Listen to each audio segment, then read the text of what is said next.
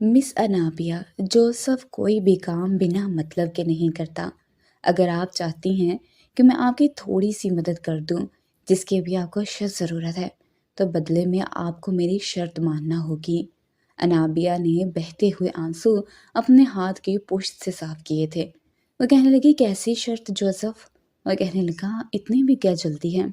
बस इस counter paper पर साइन करें कि आप मेरी शर्त मानने की पाबंद हैं और आप इस बात से इनकार नहीं करेंगी, तो मैं आपको अभी 10 लाख का चेक काट कर दे देता हूँ। अनाबिया के लिए इस वक्त अपने बाप की जान बचाने से ज़्यादा और कोई चीज़ भी अहमियत नहीं रखती थी। वो जानती थी कि ये अमेरिकन नौजवान यकीनन इससे 10 के बजाय 15 लाख मांग लेगा और वो अपनी मेहनत के बलबूते पर इसे दे भी देगी।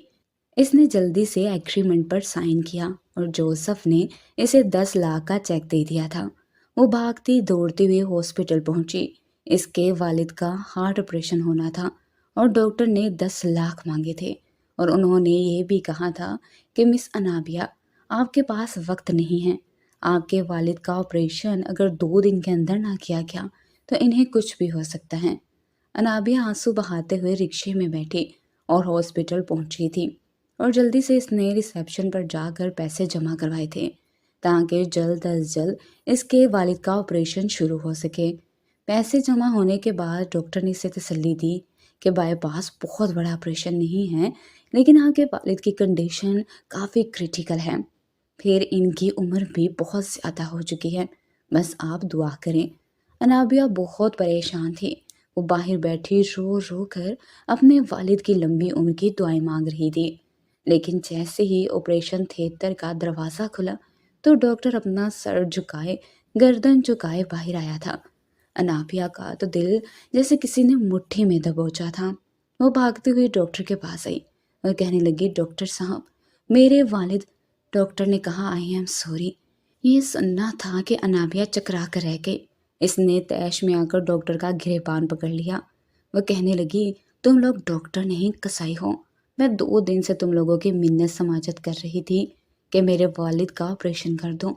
मैं तुम लोगों की पाई पाई चुका दूंगी। मैं पैसों का इंतजाम कर रही हूँ, लेकिन तुम लोगों ने मेरी एक नहीं मानी।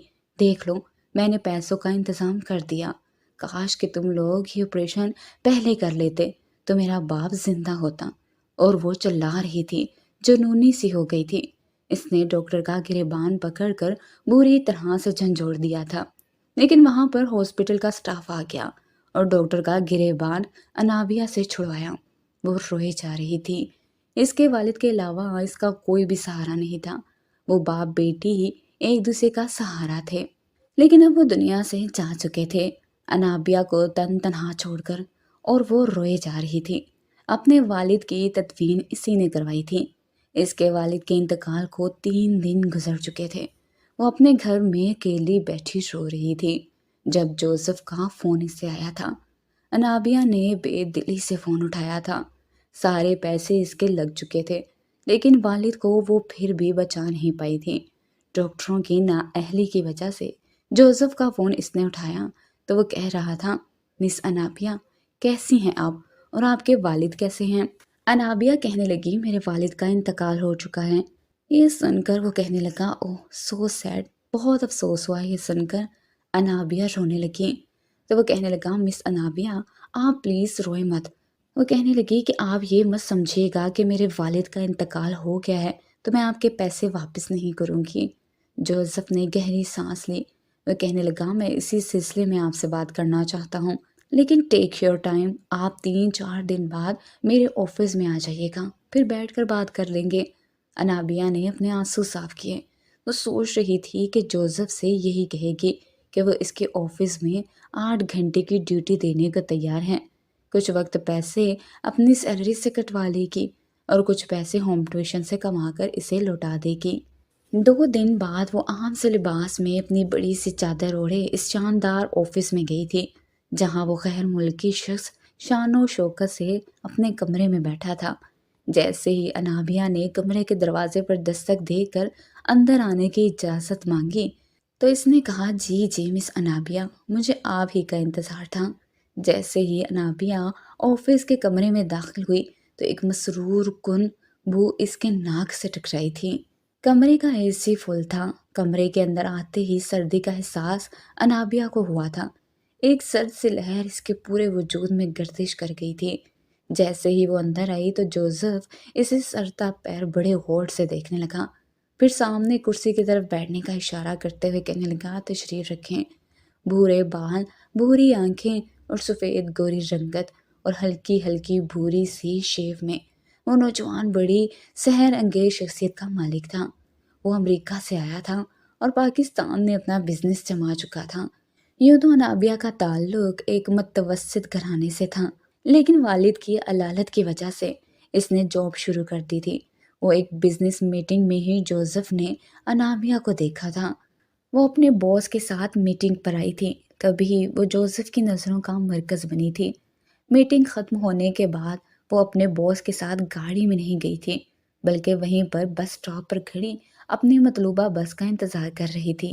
जब जोसेफ ने अपनी गाड़ी वहां से गुजारते हुए अनाबिया को देखा था और फिर गाड़ी बिल्कुल इसके सामने खड़ी कर दी, फिर अपनी गाड़ी का शीशा नीचे किया और कहने लगा, हाय मिस अनाबिया। अनाबिया का जब जोसेफ की तरफ ध्यान पड़ा तो इसे ये बात बहुत बुरी लगी थी। इसने माथे पर बल डाले और नजरें बदल ली। इसने हाथ में अपनी फाइल पकड़ रखी थी। जब जोसेफ गाड़ी का दरवाज़ा खोलकर इसके पास आया और कहने लगा, हाय, आई एम जोसेफ। आप करीम साहब के साथ मीटिंग अटेंड करने आई थी। पहचाना आपने मुझे? अभी कुछ देर पहले ही मेरी आपसे मुलाकात हुई थी। मेरा मतलब है हाय हेलो हुई थी। अनाबिया ने कहा, जी कहिए।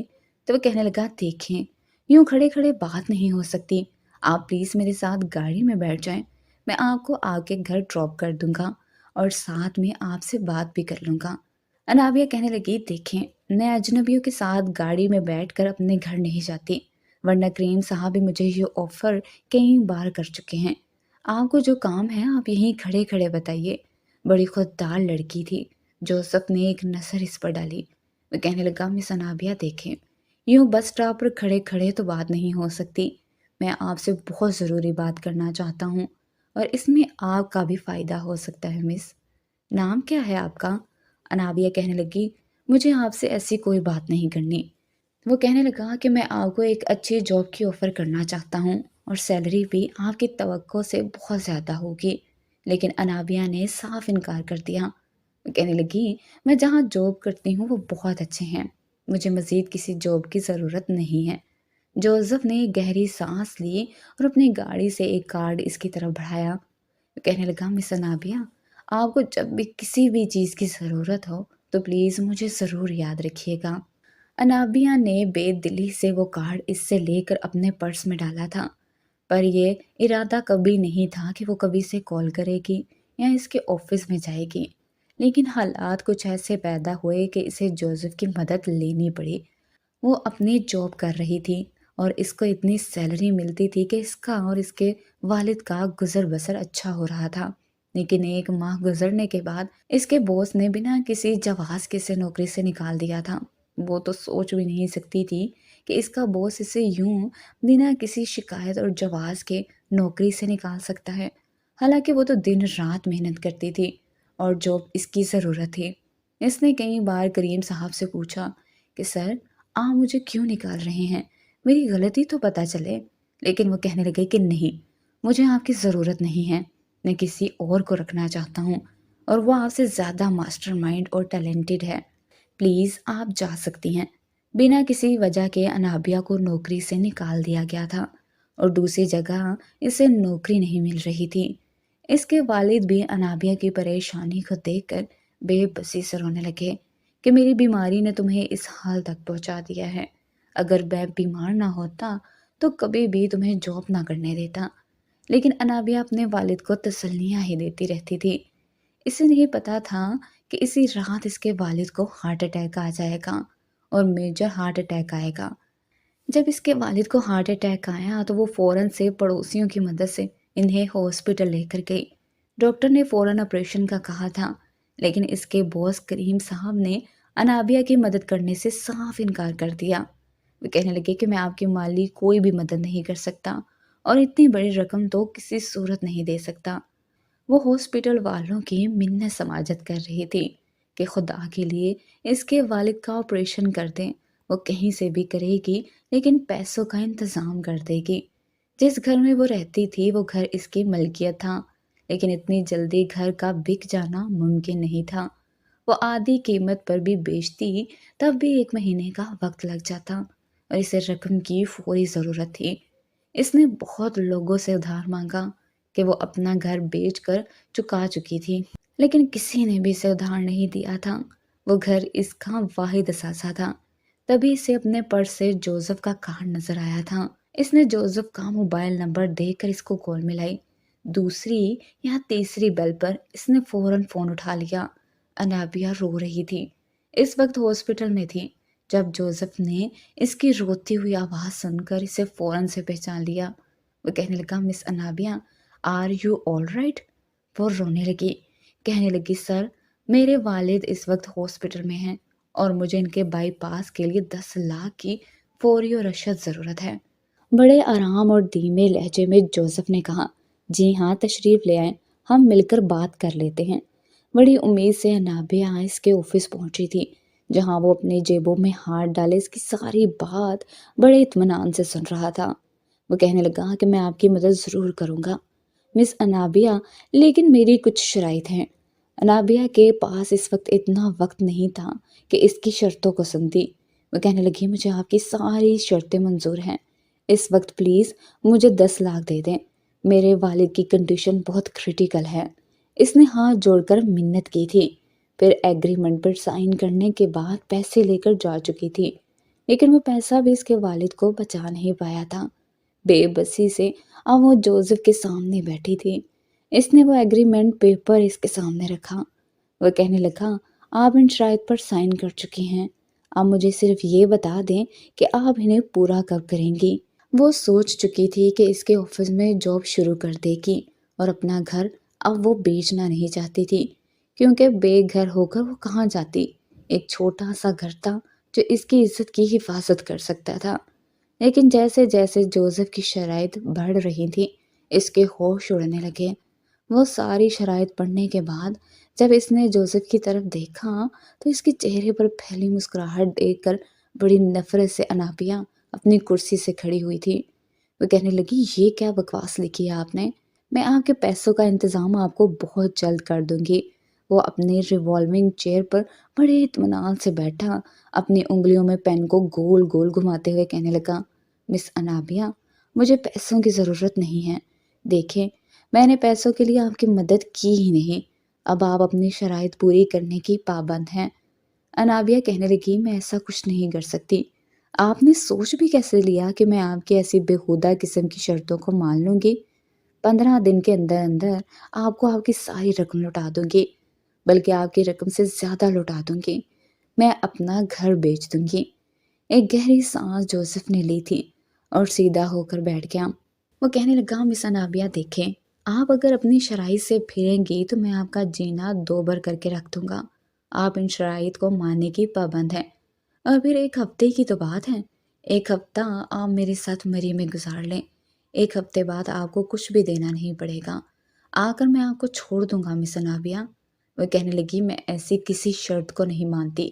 یہ کہہ کر اس نے ایگریمنٹ پھاڑ دیا، لیکن بجائے جوزف یہ حرکت دیکھ کر پریشان ہوتا، وہ کہنے لگا، مس انابیہ، یہ کاپی ہے، اوریجنل پیپر میرے پاس ہیں، بلکہ میرے وکیل کے پاس ہیں۔ دیکھیں، آپ کے گھر پر پولیس آئے گی، وکلا آئیں گے، کیونکہ میں نے ساری کارروائی بڑے احتیاط سے کی ہے۔ آپ انہیں راف کر ہی نہیں سکتی۔ حالانکہ وہ ایک انگریز تھا، لیکن اردو بڑی صاف بول رہا تھا۔ انابیہ کو اس کی بات سن کر غصہ آیا تھا۔ جوزف سے میں نے کہا کہ میں کبھی بھی ایسا کام نہیں کر سکتی، کیونکہ میں ایک مسلمان لڑکی ہوں اور آپ کے ساتھ ایسے گناہ کا کام نہیں کروں گی۔ ہاں، آپ کی رقم ضرور لوٹا دوں گی۔ یہ کہنے کے بعد وہ جا چکی تھی، لیکن دل بڑی زور زور سے دھڑک رہا تھا۔ وہ سمجھ نہیں پا رہی تھی کہ کیا کرے اور کیا نہ کرے، کیسے اس شخص سے اپنی جان چھڑائے۔ یقیناً وہ چپ چاپ تو بیٹھنے والا نہیں تھا، اور وہ نہیں جانتی تھی کہ یہ شخص پیسے کے بدلے اس سے اس کی عزت مانگے گا، مگر وہ کبھی بھی کسی کے ساتھ گناہ نہیں کرنا چاہتی تھی، اور کسی غیر مسلم کے ساتھ تو سوال ہی پیدا نہیں ہوتا۔ بہرحال وہ گھر پہنچی تو اس کی پڑوس کی خالہ وہاں موجود تھیں۔ وہ کہنے لگی کہ تمہارے آنے سے پہلے کچھ لوگ آئے تھے، بدمعاش لگ رہے تھے۔ وہ کہہ کر گئے ہیں کہ انابیہ سے کہنا کہ 24 گھنٹے کے اندر اندر گھر خالی کر دیں، ورنہ انجام کی ذمہ دار وہ خود ہوگی، کیونکہ یہ گھر ہم توڑ کر رکھ دیں گے۔ وہ سمجھ گئی تھی کہ یہ سارا کام جوزف کا ہے۔ اس کی پڑوسن خالہ کہنے لگی، بیٹا یہ کون لوگ ہیں جو تمہارے دشمن بن گئے؟ وہ خالہ سریا کو کیا بتاتی؟ وہ کہنے لگی، میں خود نہیں جانتی۔ بہرحال وہ گھر میں جب اندر داخل ہوئی تو بہت ڈری ہوئی تھی۔ پہلی بار اپنی تنہائی پر اسے جی بھر کر رونا آیا تھا۔ باپ کا سایہ کتنا بڑا ہوتا ہے، کل تک کسی کی ہمت نہیں تھی کہ اسے آنکھ اٹھا کر بھی دیکھتا، اور آج اسے دھمکی دی جا رہی تھی۔ بہرحال جیسے تیسے رات گزری تھی، لیکن صبح ہی اس کے گھر کی کھڑکیاں ٹوٹتی ہوئی اسے سنائی دی۔ کانچ ٹوٹنے کا شور سن کر اس کی آنکھ کھلی تھی اور وہ بے تحاشا گھبرا گئی تھی۔ اس کے گھر پر پتھراؤ ہو رہا تھا۔ بڑی مشکل سے محلے والوں نے ان بدماشوں کو واپس بھیجا تھا، اور وہیں پڑوسن خالہ جیسے ہی گھر میں داخل ہوئیں تو انابیہ گھر کے کمرے کے کونے میں بیٹھی رو رہی تھی۔ خالہ سریا نے جب اسے دیکھا تو اس کے پاس آ گئی اور جلدی سے انابیہ کو اپنے ساتھ لگایا، پھر اسے اپنے گھر لے آئیں اور کہنے لگی، تم گھبراؤ مت، تم میرے پاس رہ لو۔ لیکن وہ جانتی تھی کہ وہ شخص کبھی بھی اسے عزت سے کہیں بھی رہنے نہیں دے گا، ہمیشہ اسے پریشان کرے گا۔ لیکن ابھی تک ایسا کچھ نہیں ہوا تھا، البتہ اس کا گھر بند کر کے اس کو تالا لگا دیا گیا تھا۔ انابیہ کو خالہ سریا کے گھر میں رہتے ہوئے 5 دن گزرے تھے۔ خالہ سریا کے دونوں بیٹے بیرون ملک میں تھے اور ایک بیٹی تھی جو شادی شدہ تھی۔ وہ کبھی کبھی ہی ماں کے پاس رہنے آتی تھی، لیکن 5 دن بعد ہی خالہ سریا نے انابیہ سے کہا کہ اس کا ایک رشتہ آیا ہے اور بہتر ہے کہ وہ شادی کر لیں تاکہ اس کی باقی کی زندگی اچھی گزر سکے۔ جب اس نے یہ پوچھا کہ خالہ کس کا رشتہ ہے تو وہ کہنے لگی کہ محلے کی رشتے کروانے والی فاطمہ نے ایک رشتہ بتایا ہے، لڑکا شریف ہے اور فاطمہ کا دیکھا بالا ہے، اسے جہیز میں کچھ نہیں چاہیے اور تمہیں اپنے گھر پہ بھی رکھے گا، عزت کی روٹی بھی کھلائے گا۔ انابیہ کو اور کیا چاہیے تھا؟ جوزف سے جان چھڑانے کا اس سے بہترین طریقہ اور کوئی نہیں تھا، اس سے پہلے کہ وہ پھر دوبارہ سے کوئی نئی چال چلتا اور اس کی زندگی کو اجیرن بنا کے رکھ دیتا۔ انابیہ کو یہی لگا کہ اسے نکاح کر لینا چاہیے، کیونکہ رشتے کرانے والی فاطمہ نے یہی کہا تھا کہ وہ نوجوان یتیم ہے، اس کے والدین زندہ نہیں ہیں، اس لیے سادگی سے نکاح کرنا چاہتا ہے۔ انابیہ بھی اس نکاح کے لیے راضی ہو چکی تھی۔ وہ کمرے میں ایک ہلکی فینسی میکسی پہنے بیٹھی تھی جب مولانا صاحب نے کہا کہ کیا آپ کو یوسف بن سکندر سے حق مہر 2 لاکھ نکاح قبول ہے؟ انابیہ نے نکاح کر لیا تھا، لیکن جیسے ہی اس کی رخصتی کا وقت قریب آیا تو خالہ سریا کمرے میں آئی۔ وہ کہنے لگی، لڑکا کہتا ہے کہ بیوی کو گھونگھٹ میں لے کر جانا چاہتا ہوں، اس لیے ایک بڑی سی چادر انہوں نے انابیہ کے سر پر پہنا دی تھی اور گھونگھٹ بھی نکال دیا۔ اس چادر کے پار انابیہ کو کچھ بھی دکھائی نہیں دے رہا تھا۔ خالہ سریا کا ہاتھ پکڑ کر ہی وہ باہر تک آئی تھی، پھر اس کا ہاتھ اس کے محرم نے پکڑا تھا جو کچھ دیر پہلے اس کے لیے اجنبی تھا اور اب بھی اس نے اسے دیکھا نہیں تھا۔ جیسے ہی وہ گھر سے باہر آئی تو گاڑی کی پچھلی نشست کا دروازہ کھلا تھا اور بڑی احتیاط سے اسے اندر بٹھایا گیا اور پھر آگے کی سیٹ پر وہ شخص بیٹھا تھا۔ اس نے ڈرائیور سے گاڑی چلانے کے لیے کہا۔ کچھ دیر میں گاڑی ایک بنگلے کے باہر کھڑی ہوئی تھی اور ان کی آواز پر چوکی دار نے دروازہ کھولا اور گاڑی اندر داخل ہو گئی۔ جیسے ہی گاڑی پورچ میں جا کر رکی تو وہیں شخص گاڑی کی پچھلی نشست کھول کر اپنا ہاتھ بڑھا چکا تھا۔ انابیہ نے اپنا ہاتھ اس کے ہاتھ میں رکھا اور وہی اسے اپنے بنگلے کے اندر لے گیا۔ انابیہ حیران تھی کہ کیا وہ شخص اتنا امیر تھا کہ اس کا بنگلہ تھا؟ پھر اس نے سادگی سے نکاح کیوں کیا؟ اور جس طرح سے رشتے والی فاطمہ نے بتایا تھا کہ وہ شریف انسان ہے اور سادگی سے نکاح چاہتا ہے، وہ تو سمجھی تھی کہ کوئی غریب سا نوجوان ہوگا جو اسے سہارا دے دے گا، لیکن وہ نہیں جانتی تھی کہ وہ شخص اتنا امیر ہو سکتا ہے۔ بنگلے کے اندر جیسے ہی وہ داخل ہوئی، پورا بنگلہ کسی محل کی طرح لگ رہا تھا۔ اوپر کا زینہ چڑھتے ہوئے اسے اپنی قسمت پر رشک آیا تھا۔ ایسا لگ رہا تھا کہ برسوں کا صبر شاید اپنا رنگ دکھانے لگا ہے۔ اپنے محرم کے ہاتھ میں ہاتھ رکھے وہ کمرے تک آئی تھی۔ جیسے ہی کمرے کا دروازہ کھلا، بڑی آہستگی اور محبت سے اسے بیڈ پر بٹھایا گیا تھا۔ پھر وہ نوجوان کمرے سے باہر چلا گیا۔ انابیہ نے اپنے سر سے چادر اتار دی۔ کمرے میں اے سی چل رہا تھا۔ وہ پورے کمرے کو غور سے دیکھ رہی تھی۔ جب کمرے کا دروازہ کھلا اور سامنے کھڑے شخص کو دیکھ کر انابیہ کی جان نکلی تھی۔ گرے رنگ کے پینٹ کوٹ میں ملبوس جوزف اس کے سامنے کھڑا تھا۔ اس نے جیسے ہی کمرے کا دروازہ بند کیا تو انابیہ فوراً سے کھڑی ہو گئی۔ وہ کہنے لگی، تم یہاں کیسے؟ انابیہ سمجھ نہیں پا رہی تھی کہ وہ یہاں کیسے آ سکتا ہے۔ ایک ایک قدم چلتا ہوا جوزف اس کے قریب آ رہا تھا اور وہ خوف اور غصے کے ملے جلے جذبات لیے اسے دیکھ رہی تھی، جو بڑے حق سے اسے بڑی بے تام نظروں سے دیکھ رہا تھا۔ ایک ایک قدم وہ پیچھے لیتی ہوئی دیوار کے ساتھ جا لگی تھی۔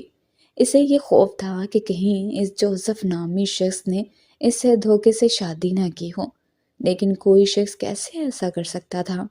وہ سوچ میں پڑ گئی تھی۔ تب تک جوزف اس کے بالکل قریب پہنچ چکا تھا۔ وہ کہنے لگا، یہ میرا کمرہ ہے مس انابیہ، آپ میری مسز۔ یہ سن کر انابیہ کو گھٹن سی ہونے لگی تھی، آنکھوں سے آنسو بہنے لگے تھے۔ جوزف کہنے لگا، میں نے کہا تھا کہ مجھے دھوکہ دینے کے بارے میں مت سوچنا، لیکن تم باز نہیں آئی، اس لیے مجھے یہ سب کرنا پڑا۔ انابیہ یوں تھی سانس بھی نہیں لے پا رہی تھی۔ اس سے پہلے جوزف مزید دوریاں ختم کرتا، انابیہ نے اس کے سینے پر ہاتھ رکھ کر اسے خود سے دور کیا تھا۔ وہ کہنے لگی، دور رہو مجھ سے، میرے قریب مت آنا۔ وہ خوف کے مارے کانپ رہی تھی۔ وہ سوچ بھی نہیں سکتی تھی کہ جس شخص سے بچنے کی خاطر انابیہ نے یہ قدم اٹھایا تھا، وہ اسی کے شکنجے میں پھنس جائے گی۔ جوزف کہنے لگا، انابیہ مجھ سے ڈرو مت، میری بات سنو۔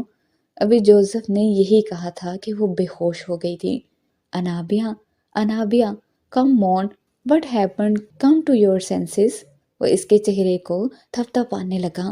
وہ بار بار اسے پکارنے لگا، لیکن وہ بے ہوش ہو چکی تھی۔ جوزف نے اسے بیڈ پر لٹا دیا اور خود صوفے پر جا کر بیٹھ گیا۔ سگریٹ کی ڈبیاں اپنے کوٹ کی جیب سے نکالی اور سگریٹ پینے لگا۔ یوسف، وہ میرے دوست کی بیٹی ہیں اور میں نے بچپن سے اسے زبان دی ہے، خدا کے لیے میری زبان کا پاس رکھو۔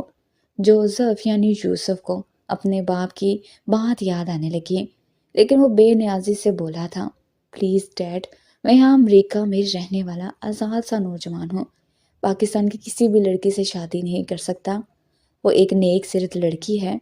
یوسف کے والد نے اسے پھر سے سمجھانے کی کوشش کی تھی۔ وہ کہنے لگا، کم آن ڈیڈ، میرا نام جوزف ہے۔ امتیاز صاحب نے کہا کہ تم ایک مسلمان باپ کے بیٹے ہو، تمہارا نام یوسف ہے، خود کو غلط نام سے منسوب مت کرو۔ تمہاری ماں کے ساتھ میں نے شادی کرنے سے پہلے سے مسلمان کیا تھا، یہ اور بات ہے کہ اس نے اپنے طور طریقے نہیں بدلے۔ امتیاز صاحب کی بیوی کے انتقال کو کافی وقت گزر چکا تھا، لیکن ان کا اکلوتا بیٹا یوسف دین اسلام سے کافی حد تک دور تھا۔ وہ خود کو جوزف کہلانا پسند کرتا تھا اور شادی اپنی مرضی سے کرنا چاہتا تھا، لیکن یہ نہیں پتا تھا کہ اندر کہیں نہ کہیں وہی ٹپیکل پاکستانی مرد چھپا ہے، یا یہ چیز اسے خون میں ملی تھی۔ جب اپنی گرل فرینڈ کو اپنے ہی دوست کی باہوں میں جھومتے ہوئے دیکھا اور غیر اخلاقی حرکتیں کرتے ہوئے دیکھا تو دل بہت برا ہوا تھا، دل ٹوٹ کے رہ گیا تھا۔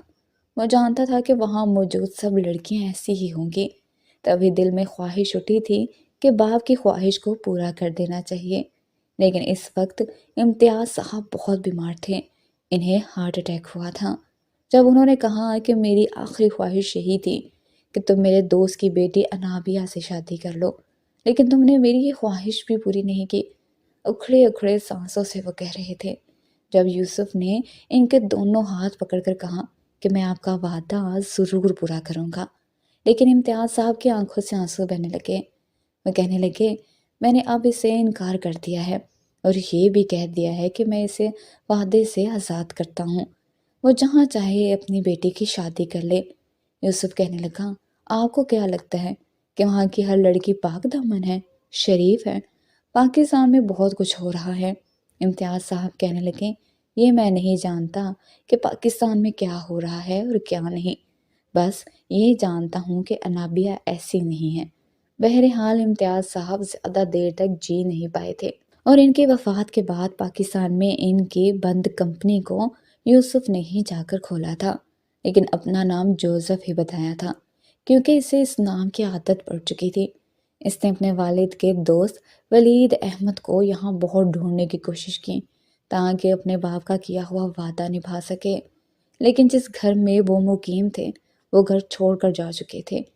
کئی سال پہلے انہوں نے اپنا گھر بیچ کر دوسری جگہ گھر خرید لیا تھا، لیکن یہ کسی کو نہیں پتا تھا کہ ان کا نیا پتہ کیا ہے۔ اس لیے یوسف نے بھی انہیں تلاش کرنا چھوڑ دیا، اور یہاں پر بھی کئی لڑکیاں اس کی زندگی میں آئی تھیں، لیکن چند پیسوں کو دیکھ کر اس پر اپنا سب کچھ لٹانے کے لیے تیار تھیں۔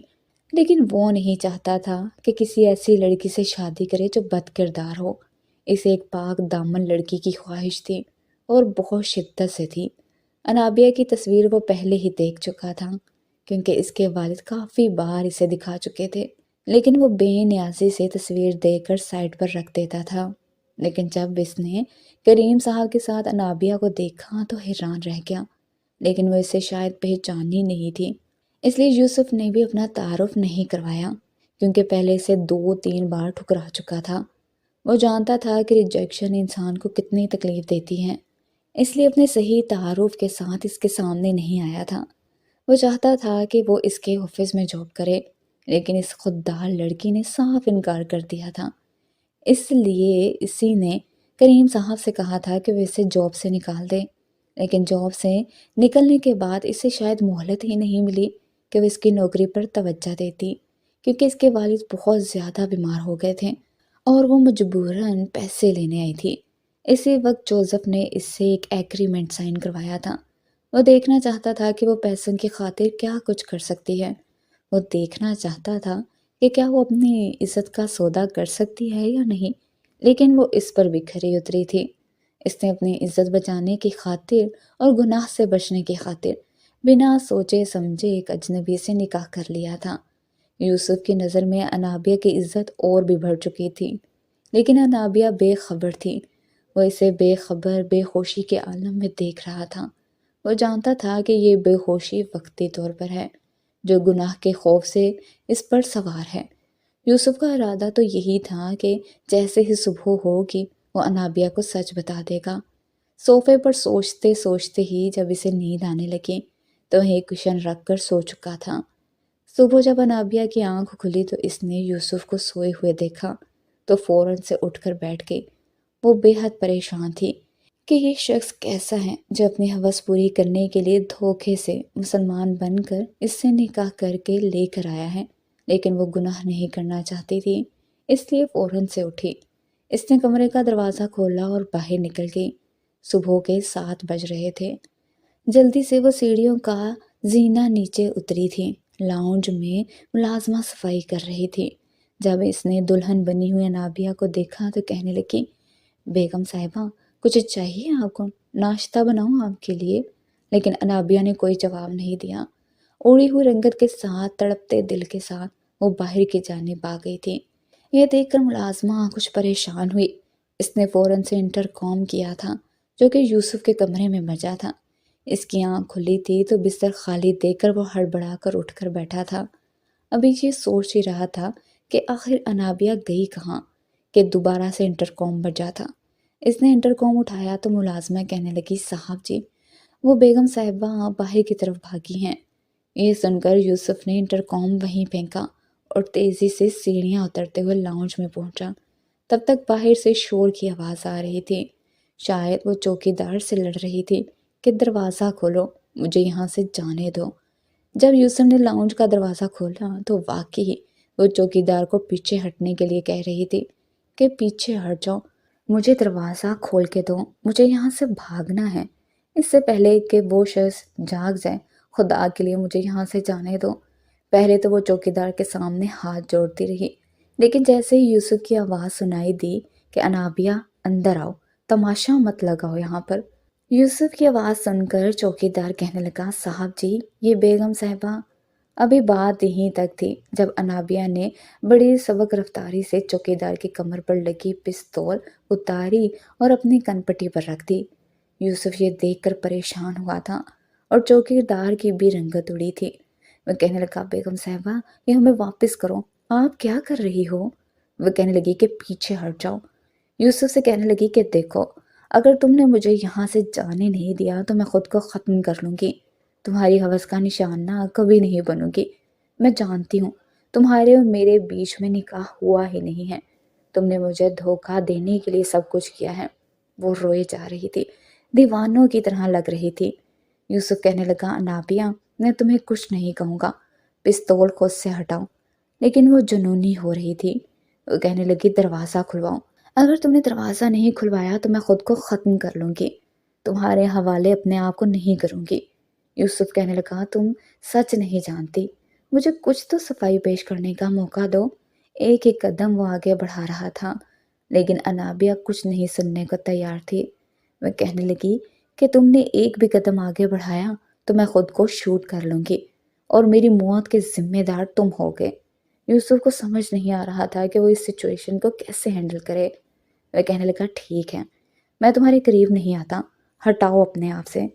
پھر چوکیدار سے کہنے لگا کہ کریم بابا آپ دروازہ کھول دیں، جانے دیں اسے۔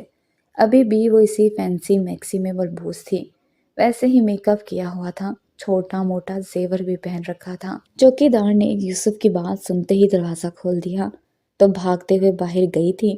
پستول ابھی بھی اس کے ہاتھ میں تھی۔ یوسف اس کے پیچھے بھاگا تھا لیکن جانتا تھا کہ اگر اس کے زیادہ پاس گیا تو وہ خود کو نقصان پہنچا سکتی ہے۔ ساتھ ہی اس نے اپنا موبائل جیب سے نکالا اور اپنے گارڈ سے کہا کہ بی بی صاحبہ گھر سے باہر نکل چکی ہیں، ان کا پیچھا کرو، ایک لمحے کے لیے بھی اسے اکیلا نہیں چھوڑنا، اور یہ بھی دیکھنا کہ وہ خود کو نقصان نہ پہنچائے، مجھے پل پل کی رپورٹ دیتے رہنا۔ جب اس نے دیکھا کہ انابیہ اس کی نظروں سے اوجھل ہو چکی ہے تو وہ گاڑی میں بیٹھا تھا۔ دل میں بڑی بے چینی تھی، کاش کہ وہ ایک بار سچ سن لیتی، وہ اسے کچھ کہنے کا موقع تو دیتی۔ انابیہ کو خود خبر نہیں تھی کہ وہ کہاں جا رہی ہے اور کہاں نہیں، وہ بس اندھا دھند بھاگی جا رہی تھی۔ وہ بھاگ بھاگ کر تھک گئی۔ یوسف کا گارڈ اس کا پیچھا کر رہا تھا جسے آج تک انابیہ نے نہیں دیکھا تھا، اور وہ پل پل کی خبر یوسف کو دے رہا تھا۔ یوسف انابیہ سے کافی پیچھے تھا لیکن جانتا تھا کہ وہ کدھر جا رہی ہے۔ بہرحال کچھ دور جاتے ہی سامنے پولیس موبائل دیکھ کر انابیہ گھبرا گئی تھی۔ جہاں پر یوسف کا بنگلہ تھا کچھ دور جاتے ہی جھاڑیاں سی شروع ہو جاتی تھی اور سنسان سی جگہ تھی۔ انابیہ نے سب سے پہلے تو ہاتھ میں پکڑی پسٹل ایک طرف پھینکی تھی کہ کہیں پولیس اس کے ہاتھ میں پسٹل دیکھ کر اسے گرفتار نہ کر لے۔ پھر اپنا لباس دیکھ کر پریشان ہوئی تھی، جس حلیے میں تھی پولیس کو اس پر تشویش ضرور ہو سکتی تھی۔ اس سے پہلے کہ پولیس موبائل کے اندر بیٹھے انسپیکٹر کی نظر اس پر پڑتی، وہ اس سنسان جگہ پر جا کر چھپ گئی تھی۔ کچھ دیر بعد گاڑی گزر کر جا چکی تھی۔ اب وہ اسی سنسان میدان میں بھاگنے لگی جس کی دوسری جانب دوسری سمت شروع ہو چکی تھی۔ اس کا ارادہ تھا کہ سڑک تک پہنچے جب اسے اپنے پیچھے قدموں کی چاہت سنائی دی۔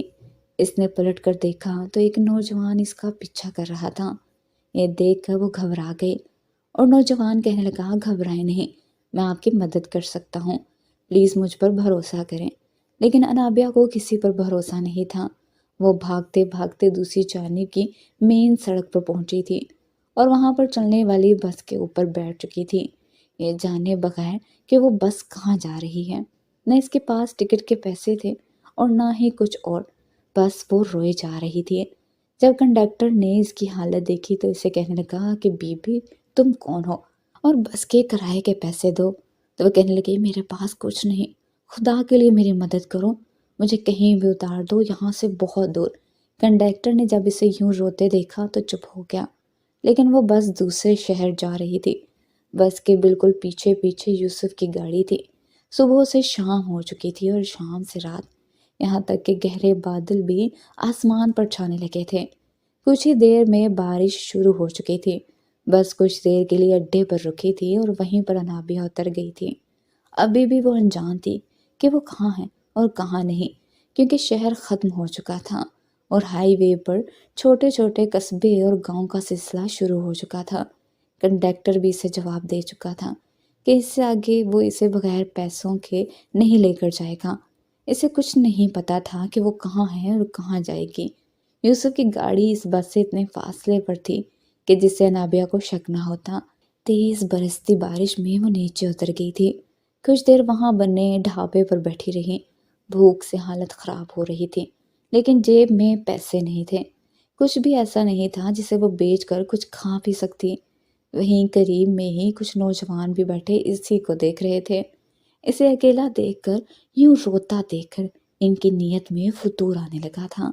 جب بارش میں وہ مکمل بھیگ چکی تھی، تب تک بس بھی واپس روانہ ہو گئی تھی۔ اب اس ڈھابے پر یا تو آوارہ نوجوان موجود تھے یا پھر انابیہ۔ جب اس کی نظر نوجوانوں پر پڑی تو گھبرا گئی، اپنا دوپٹہ اپنے اوپر لپیٹا اور وہاں سے چل پڑی۔ لیکن وہ نوجوان بھی اپنی جیب میں بیٹھ گئے اور انابیہ کے برابر اپنی جیب کر کے آپس میں الٹے سیدھے مذاق کرنے لگے کہ لڑکی تو بڑی ایٹم بم ہے، ہماری آج کی رات سہانی کر سکتی ہے۔ ان لوگوں کی ایسی باتیں سن کر انابیہ کی تو جان نکلی تھی۔ اپنی عزت بچا کر وہ یوسف کے گھر سے باہر نکلی تھی، لیکن آوارہ بھیڑیے یہاں بھی موجود تھے جو اس کو نوچ کھانے کے لیے تیار تھے۔ وہ تیز تیز بھاگنے لگی، لیکن ان کی جیپ کا مقابلہ نہیں کر سکتی تھی۔ اچانک سے جیپ اس کے سامنے آ کر کھڑی ہوئی تھی اور بے اختیار وہ اس جیپ سے ٹکرا گئی۔ اس کے سر پر چوٹ آئی تھی اور وہیں وہ ہوش کی دنیا سے غافل ہو چکی تھی۔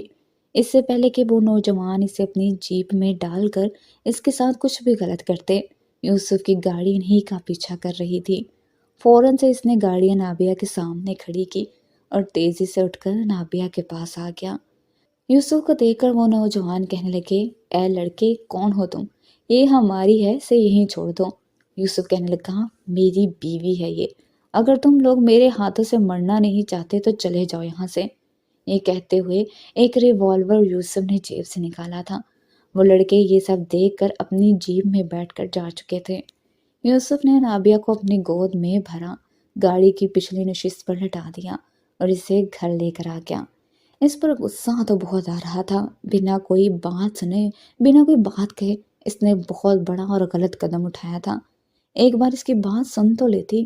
بہرحال گھر میں لا کر اسے اپنے کمرے میں لے گیا۔ سب سے پہلے تو اس کے سر کا زخم صاف کیا اور اس کے بعد اس کے کپکپاتے وجود کو دیکھا جو سردی سے کپکپا رہا تھا۔ وہ مکمل طور پر بھیگی ہوئی تھی۔ اس نے مجبوراً ہی صحیح، لیکن یوسف کو اس کے کپڑے تبدیل کروانے پڑے تھے۔ جذبات نے کہاں کہاں اسے تنگ نہیں کیا تھا، کہاں کہاں نظروں نے بے اختیاری نہیں دکھائی تھی، لیکن اپنے جذبات پر قابو پاتا ہوا وہ دل کو یہ سمجھاتا کہ یہ میری ہی تو ہے، پھر اتنی بے اختیاری کیوں دکھاؤں۔ بہرحال اپنے بڑھتے ہوئے جذبات کو تب تک دباتے ہوئے اس نے اپنی نخریلی بیوی کے کپڑے تبدیل کروائے تھے، پھر اسے بیڈ کی سوکھی جگہ پر لٹا کر اچھے سے کمبل اڑا دیا تھا۔ اب وہ گہری نیند سو چکی تھی اور یوسف سگریٹ جلا کر کھڑکی کے پاس تیز طوفانی بارش دیکھنے لگا۔ وہ ساتھ ساتھ سگریٹ کے کش لے رہا تھا، ساتھ ساتھ برستی ہوئی بارش کو دیکھ رہا تھا۔ اندر ایک آنکھ سی لگی ہوئی تھی۔ دل تو بہت چاہ رہا تھا کہ اس لڑکی کو اپنے سینے سے لگا لے، اپنے اندر لگی اس آگ کو کچھ تسکین دے دے جس کے حسن نے اسے بے چین کر دیا تھا۔ وہ تو تصویروں سے بھی زیادہ حسین تھی۔ جب پہلی بار دیکھا تبھی دل بے اختیار ہوا تھا کہ اس کے باپ نے اس کے لیے ہیرا چنا تھا، پھر اس سے پرکھ بھی چکا تھا، اس لیے اب چاہتا تھا کہ یہ دوریاں ختم ہو جائیں، لیکن یہ دل نہیں چاہتا تھا کہ انابیہ اس سے ناراض ہو یا اسے برا بھلا سمجھے یا اپنے دل میں اس کے لیے غلط گمان پیدا کرے۔ رات کے 3 بجے انابیہ نے آنکھیں کھولی تھیں اور یوسف جاگ رہا تھا۔ وہ کھڑکی کے باہر برستی برسات کو دیکھتا ہوا سگریٹ پی رہا تھا۔ انابیہ نے جب خود کو کمرے میں دیکھا تو فوراً سے اٹھ کر بیٹھ گئی۔ پورے کمرے میں ملجگی سی روشنی تھی، شاید نائٹ بلب جل رہا تھا۔ سامنے کھڑکی پر یوسف کو کھڑے دیکھ کر اس کی جان نکلی تھی۔ فوراً سے وہ اٹھ کر بیٹھ گئی۔ وہ اپنے آپ کو نائٹ سوٹ میں دیکھ کر پریشان ہوئی تھی۔ آہٹ کی آواز سن کر جیسے ہی یوسف نے پیچھے پلٹ کر دیکھا تو اس وقت انابیہ اپنے نائٹ سوٹ کو دیکھ رہی تھی۔ وہ گہری سانس لیتا ہوا اس کے پاس آ گیا۔ وہ کہنے لگا یہ کیا حرکت کی ہے تم نے؟ وہ کہنے لگی دور رہو مجھ سے، اور یہ کپڑے، میرے کپڑے کہاں ہیں؟ انابیہ تو اس وقت سمجھ نہیں پا رہی تھی کہ کیا کرے اور کیا نہ کرے۔ یوسف نے کہا کہ تم بارش میں بھیگ چکی تھی، اس لیے مجھے تمہارے کپڑے تبدیل کروانے پڑے، ورنہ بیمار پڑ جاتی۔ یہ کہتے ہوئے اس نے اپنے سگریٹ کو ایش ٹرے میں بجھایا تھا۔ وہ کہنے لگی تمہاری ہمت کیسے ہوئی مجھے ہاتھ لگانے کی؟ انابیہ کی حالت یہ تھی کہ اس شخص کو جان سے مار ڈالے۔ وہ اس کو کہنے لگا شاید تم بھول رہی ہو، ہمارا نکاح ہوا ہے، تم میری بیوی ہو۔ وہ کہنے لگی شٹ اپ، نہیں ہوں میں تمہاری بیوی، میں تمہاری کچھ نہیں لگتی، میں کسی بے دین کے ساتھ رہ کر اپنی زندگی برباد نہیں کر سکتی۔ وہ کہنے لگا تم کیا جانتی ہو میرے بارے میں؟ تم میرے بارے میں کچھ نہیں جانتی۔ جس دن میرے بارے میں سچ جان جاؤ گی تو کہنے کے لیے کچھ بھی نہیں ہوگا تمہارے پاس، مجھے ایک بار بات کرنے کا موقع تو دو۔ وہ کہنے لگی دور رہو مجھ سے، تم ہوتے کون ہو مجھے ہاتھ لگانے والے؟ تمہاری ہمت کیسے ہوئی؟ یوسف اس کی بات سن کر تب کر رہ گیا تھا، بنا سچ جانے ہوئے سے برا بلا کہے جا رہی تھی۔ یوسف اس کے سامنے جا کر بیٹھ گیا۔ وہ دبک کر پیچھے ہٹی تھی، اس سے پہلے کہ دوسری جانب سے بیڈ سے نیچے اترتی یوسف اس کی کلائی زور سے پکڑ چکا تھا۔ وہ کہنے لگا میرا تم پر اور تمہاری ہر چیز پر پورا حق ہے، تم میری ہو، یہ بات اپنے دماغ میں اچھے سے بٹھا لو تو بہتر ہوگا۔ باقی تمہاری ہر غلط فہمی میں دور کر سکتا ہوں اگر تم اپنی زبان منہ میں رکھو اور مجھے بولنے کا موقع دو تو۔ لیکن وہ کہنے لگی کہ میرا ہاتھ چھوڑو، مجھے کچھ نہیں سننا، مجھے تم پر ذرا بھی اعتبار نہیں ہے، تم جھوٹے انسان ہو، اپنا بدلہ لینے کے لیے تم مجھ سے جھوٹ بول رہے ہو اور نہ جاننے کتنے جھوٹ بولو گے، خدا کے لیے مجھے بخش دو، میرے ساتھ یہ گناہ مت کرو۔ وہ کہنے لگا کہ کیسا گناہ؟ تو وہ کہنے لگی میں جانتی ہوں کہ تم میرے ساتھ یہ رات رنگین کرنا چاہتے ہو اور مجھے گنہگار کر دو گے، مجھے ناپاک کر دو گے، مجھے تم سے، تمہاری قربت سے سخت نفرت ہے، میرے ساتھ یہ ظلم مت کرو۔ وہ دیوانوں کی طرح رو رہی تھی۔ یوسف کا جی چاہا کہ اس لڑکی کے منہ پر زوردار تھپڑ مار دے جو اسے پتہ نہیں کیا سمجھ رہی تھی۔ وہ کہنے لگا اچھا اتنی گھن آتی ہے تمہیں مجھ سے؟ اتنا برا ہوں کیا؟ کیا برا کیا ہے میں نے؟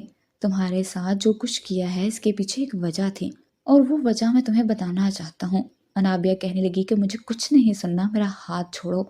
وہ کہنے لگا ٹھیک ہے، نہیں سننا نہ سنو، لیکن یہ بات سچ ہے کہ آج کی رات میں تمہارے ساتھ رنگین کرنا چاہتا ہوں، اسے یادگار بنانا چاہتا ہوں اور بناؤں گا بھی۔ تمہیں مجھ سے نفرت ہے تو جی بھر کر کرو، لیکن میں اپنا حق تم سے ضرور وصول کروں گا۔ بہت تڑپایا ہے تم نے، بہت بھگایا ہے مجھے، تمہاری باتیں اس وقت میرے اندر آگ لگا رہی ہیں جسے صرف تمہاری قربت ہی بجھا سکتی ہے۔ جب تک میں تمہیں اپناؤں گا نہیں تم میری بات ہی نہیں سنو گی۔ حالانکہ میں چاہتا تھا کہ پہلے تمہیں سب کچھ سچ سچ بتاؤں، تمہاری غلط فہمیوں کو دور کروں، لیکن نہیں، تمہارا منہ اس وقت بند ہوگا جب میرا لمس اور میرے وجود کی خوشبو تمہیں خود سے آئے گی، میری مہک تمہیں خود سے محسوس ہوگی، تب جا کر تم کو سننے کے قابل ہوگی۔ یہ کہتے ہوئے اس نے انابیہ کی کلائی چھوڑی تھی اور انابیہ یوں تھی کہ جیسے دل سینے سے نکل کر حلق میں آ گیا ہو، سانس سینے میں ہی تھم گیا۔ یوسف نے وقت ضائع کیے بغیر اپنی شرٹ اتاری تھی۔ وہ جانتا تھا کہ وہ اس کی بات سنے گی ہی نہیں، تب سنے گی جب وہ اسے اپنا چکا ہوگا، ورنہ کبھی وہ اس پر اعتبار ہی نہیں کرے گی، ہمیشہ بے یقین رہے گی اور اس کا بھی دماغ خراب کرتی رہے گی۔ انابیہ فوراً اٹھ کر باہر جانے لگی، لیکن کمرے کو لوک کر چکا تھا۔ یوسف مطمئن تھا کیونکہ دروازہ لوک کر کے چابی وہ اپنے پاس رکھ چکا تھا، دروازہ بغیر چابی کے کھل نہیں سکتا تھا۔ انابیہ نے دروازہ کھولنے کی بہت کوشش کی، پھر کھٹکھٹانے لگی کہ کوئی تو دروازہ کھولو، میری مدد کرو پلیز، مجھے اس شخص سے بچا لو۔ یوسف اپنی شرٹ اتار کر پھینک چکا تھا اور اب اس کے قریب آ گیا تھا۔ وہ کہنے لگا آج کوئی نہیں بچائے گا تمہیں، تمہارے دماغ میں جو خناس بھرا ہے وہ آج رات میں اپنی محبت سے صاف کروں گا، کل صبح تک تم اس قابل ہو جاؤ گے کہ میری بات سن سکو۔ یہ کہہ کر اس نے اسے بازو سے پکڑا تھا اور بیڈ پر لٹایا تھا۔ کمرے کی لائٹ بھی وہ بند کر چکا تھا۔ انابیہ کا کوئی بھی احتجاج کام نہیں آیا تھا، وہ اس کے پورے وجود پر اپنی محبت کی چھاپ ڈالتا چلا گیا۔ نہ اس کے آنسوؤں کی پرواہ کی اور نہ ہی اس کے رونے دھونے کی۔ صبح تک انابیہ کی سسکیوں کی آواز اس کے کانوں میں آتی رہی، لیکن لاپرواہی سے لیٹا رہا۔ اس کے پہلو میں لیٹی روئے جا رہی تھی۔ وہ کہنے لگی میں خود کو ختم کر لوں گی، تم نے مجھے ناپاک کر دیا ہے۔ یوسف کہنے لگا اپنی بکواس بند کرو، میرے چھونے کو اگر تم نے کچھ بھی غلط کہا تو میں تمہیں چھوڑوں گا نہیں۔ تم شاید ان لڑکیوں میں سے ہو جنہیں شرافت اور محبت کی زبان سمجھ نہیں آتی، بس یہی سمجھ آتی ہے۔ صبح ہوتے ہی وہ اٹھ چکا تھا، پر انابیہ ابھی بھی بیڈ پر ہی لیٹی ہوئی تھی۔ جب وہ فریش ہو کر باہر آیا تھا تب بھی وہ رو رہی تھی۔ یوسف کہنے لگا ملازمہ آئے گی تمہارے لیے ناشتہ لے کر، بہتر ہے کہ چینج کر لینا اور ناشتہ بھی ٹھیک سے کر لینا، ورنہ یاد رکھنا زبردستی اپنے ہاتھ سے کھلاؤں گا، اور میں تمہارے ساتھ کتنی زبردستی کر سکتا ہوں میرے خیال سے آج کی رات تمہیں اندازہ ہو چکا ہوگا۔ بڑی نفرت سے انابیہ نے اس کی طرف دیکھا تھا۔ وہ کہنے لگی تم انسان نہیں ہو، جانور ہو، جلاد ہو۔ وہ کہنے لگا بہت شکریہ مجھے نئے القاب دینے کے لیے، لیکن اس کی وجہ بھی تم ہو۔ شرافت سے میری بات سن لیتی تو سب کچھ خوش اسلوبی سے ہو جاتا، لیکن نہیں، تمہیں شاید عادت ہے نخرے دکھانے کی، اپنے آپ کو پارسا ثابت کرنے کی اور دوسرے کو گنہگار ثابت کرنے کی۔ یہ کہہ کر وہ کمرے سے باہر چلا گیا، دروازہ بھی بڑی زور سے بند کیا تھا۔ انابیہ کو اپنے آپ سے گھن محسوس ہو رہی تھی۔ اس سے پہلے کہ ملازمہ کمرے میں آتی، اس نے جیسے ہی الماری کھولی تو حیران رہ گئی تھی، کیونکہ اس کے ناپ کے بہت سے کپڑے ہینگر میں لگے ہوئے تھے، جیسے کہ یوسف نے سب کچھ پری پلان کیا۔ اس کی ہر چیز اپنے کمرے میں پہلے سے ہی اس نے رکھی ہوئی تھی، اس کے کپڑے، ڈریسنگ میں اس کا میک اپ، جولری، یہ سب دیکھ کر انابیہ کی جان جلی تھی۔ اس نے نہا کر کپڑے تبدیل کیے، لیکن اب یہ سوچ رہی تھی کہ ایسی ناپاک زندگی وہ نہیں گزارے گی، اپنے آپ کو ختم کر لے گی۔ لیکن کمرے میں کچھ بھی ایسا موجود نہیں تھا جس سے وہ اپنے آپ کو نقصان پہنچا سکتی۔ شاید وہ ستم گر اس کے ان حرکتوں سے واقف تھا۔ کمرے میں نہ تو کوئی پرفیوم تھا اور نہ ہی کوئی شیشے کا گلدان جسے توڑ کر وہ اپنے آپ کو نقصان پہنچاتی۔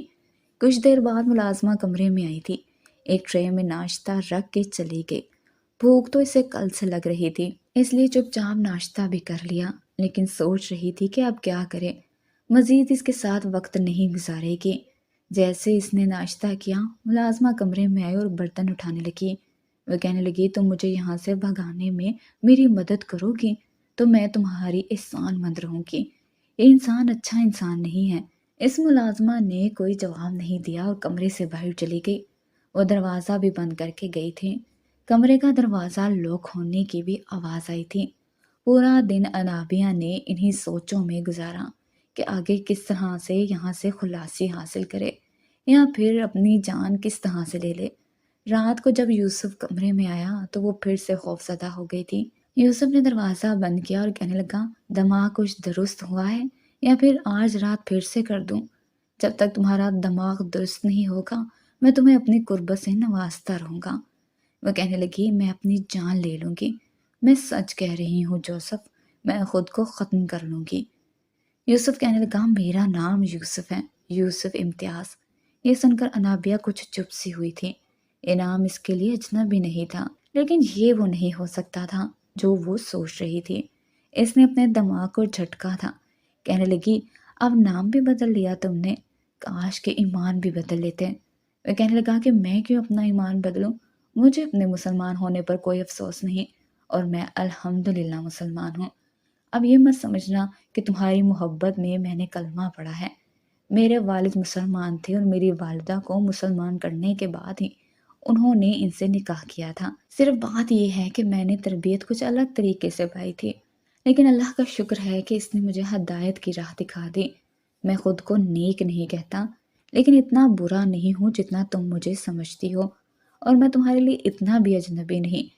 میرے خیال سے تم مجھے جانتی ہوگی، مجھے دیکھا نہیں بھی ہو تب بھی میرا نام تمہارے لیے انجان نہیں ہوگا۔